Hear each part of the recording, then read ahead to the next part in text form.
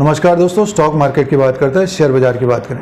National aluminium company limited की बात करेंगे। मेटल सेक्टर से रिलेटेड ये कंपनी है, पीएसयू कंपनी है और स्टॉक प्राइस 94 में है। एक साल का जो रिटर्न है 17% का है, 17 to 18% का है और 5 साल का जो रिटर्न है 36% का है। स्टॉक एक रेंज में ही घूमता है ये और कंपनी के द्वारा डिविडेंड दिया जाता है। दोस्तों एक अच्छा डिविडेंड रिकॉर्ड है। इसके Q1 FY24 के नतीजे आने वाले थे 11 अगस्त 2023 को। तो फाइनेंशियल रिजल्ट को चेक करते हैं, क्वार्टरली फाइनेंशियल रिजल्ट को चेक करते हैं और उसी के अनुसार आगे की बात करेंगे शेयर प्राइस कैसा रह सकता है। स्टॉक प्राइस की बात करते हैं तो इसका जो साल का हाई है 97 रुपया 60 पैसे का है और लो है 66 रुपये 95 पैसे। थोड़ी बहुत तेज़ी देखने को मिल रही है स्टॉक प्राइस में। तो शेयर प्राइस के अनुसार भी बात करते हैं। सबसे पहले नंबर्स की बात करते हैं। फाइनेंशियल रिजल्ट की बात करेंगे। 30 जून 2023 का ये फाइनेंशियल रिजल्ट है नेशनल एल्युमिनियम कंपनी लिमिटेड का, नालको का। और देखिए करोड़ नंबर्स हैं ये। 30/6/2023 के क्वार्टर में रेवेन्यू फ्रॉम ऑपरेशन की बात करते हैं तो 3178 करोड़ का, 3178 करोड़ का है। और टोटल इनकम की बात करते हैं, जो टोटल इनकम है Q1 FY24 में नालको का 3226 करोड़ का है और इससे पहले क्वार्टर में 3726 करोड़ का था और एक साल पहले 30/6/2022 के क्वार्टर में 3847 करोड़ का था। तो टोटल इनकम कम हुआ है की बार नालको का। देखिए सालाना भी कम है, क्वार्टर एंड क्वार्टर के हिसाब से भी कम है। 3226 करोड़ का टोटल इनकम है नालको का। आगे की तरफ चलते हैं और देखिए टोटल एक्सपेंसेस की बात करते हैं तो इस क्वार्टर में 2755 करोड़ का है। कंपनी का जो profit loss before tax 470 crore का है। सीधे से प्रॉफिट लॉस की बात करते हैं तो 349 करोड़ का, 349 करोड़ का प्रॉफिट है नालको को और इससे पहले 521 करोड़ का प्रॉफिट था। एक साल पहले 578 करोड़ का प्रॉफिट था। तो अब की बार प्रॉफिट भी कम हो गया है। अब की बार प्रॉफिट भी कम है लेकिन कंपनी को प्रॉफिट है। पॉजिटिव ये है कि कंपनी को प्रॉफिट आया है 349 करोड़ का।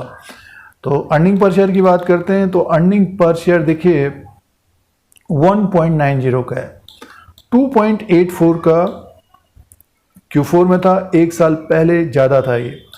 तो जो नतीजे पेश किए हैं नालको ने, देखिए प्रॉफिट तो है कंपनी को बट ये कि रेवेन्यू कम रहा है। Q1 FY24 में जो परफॉर्मेंस रही है नालको की वो वीक परफॉर्मेंस रही है।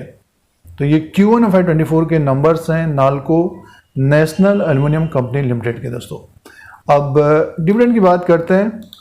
जिन निवेशकों ने नालको को अपने पोर्टफोलियो में डिविडेंड के लिए रखा है तो जो डिविडेंड का अपडेट है उसे देख लेते हैं। देखिए कंपनी ने ₹1 पर इक्विटी शेयर के हिसाब से डिविडेंड का अनाउंसमेंट, और आगे आने वाले दिनों में एजीएम होगा, उसी के अनुसार डिविडेंड होगा। रिकॉर्ड डेट का अपडेट नहीं आया है, डिविडेंड का रिकॉर्ड डेट होता है, उसी के अनुसार डिविडेंड दिया जाता है।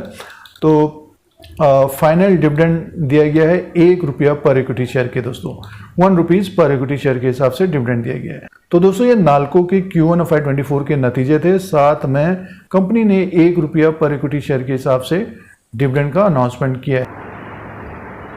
अब दोस्तों शेयर प्राइस के अनुसार बात करते हैं। नेशनल एल्युमिनियम कंपनी लिमिटेड का ये चार्ट लगा हुआ है और स्टॉक में थोड़ी बहुत तेज़ी देखने को मिल रही है। देखिए 75 रुपीज़ में था 31/3/2023 को, इसी साल बढ़कर ऊपर की तरफ 95 रुपीज़ तक पहुंचा। चार्ट पैटर्न का जो ट्रेंड है मीन्स मार्च के बाद इसमें थोड़ी बहुत तेज़ी है, अप ट्रेंड है और ऊपर का जो रेजिस्टेंस होगा 97 रुपीज़ का होगा।